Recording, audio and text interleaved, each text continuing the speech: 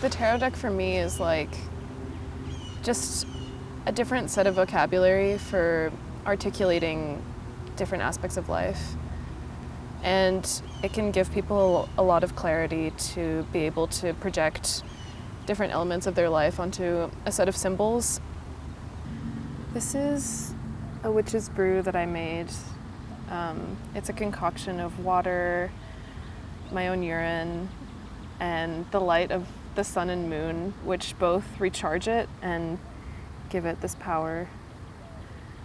So basically having it around just radiates certain ions to like help us recharge and re-energize.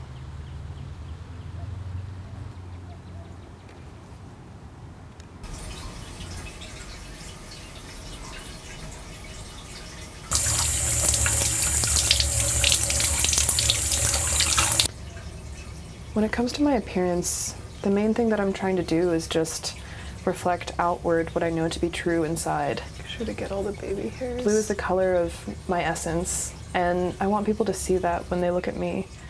I feel like being a witch has helped me get so in touch with my inner self and just be unafraid to communicate that to other people. It all kind of started because my best friend's mom owned a metaphysics shop. She was kind of a witch herself, and I used to just hang out there. I thought it was the coolest place in the world. And my best friend's mom is queer, and so it was just this really powerful, safe community of women. So I just really gravitated towards that kind of space from that point on. And bit by bit, I guess I kind of learned some techniques from them. I learned about how to use herbs and how to read tarot, essential oil therapy, little bits and pieces.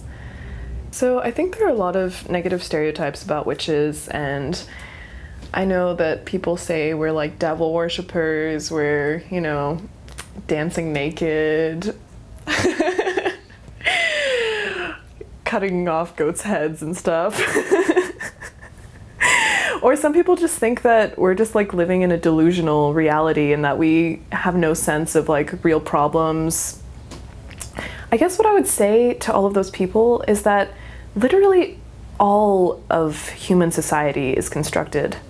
Yes, a lot of witchcraft is pageantry. Everything is pageantry, you know? That's like how we exist as humans. And so I think if people take a second to really analyze their own lifestyles with the lens that they apply to lifestyles that don't make sense to them, they can see that also there's so much about their own lives that involves some kind of pageantry. For me, it's fun.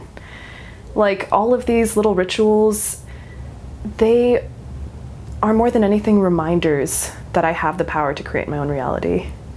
The reason that I think magic relates to femininity so much is because it has a lot to do with movement.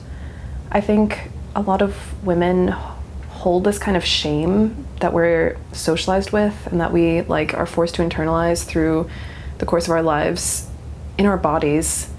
And I think it affects how we move through life. And oh, that sucks, you know? It's so frustrating to me to feel like I was handed this vile, oppressive idea of what it means to be a woman. And so instead of letting that control me and force me to play by the rules, I think turning to magic has made me find my own rhythm that allows me to move more freely. Magic has aligned me with the rhythm that I feel like is natural to me, instead of being kind of having my life set to the beat of the patriarchy.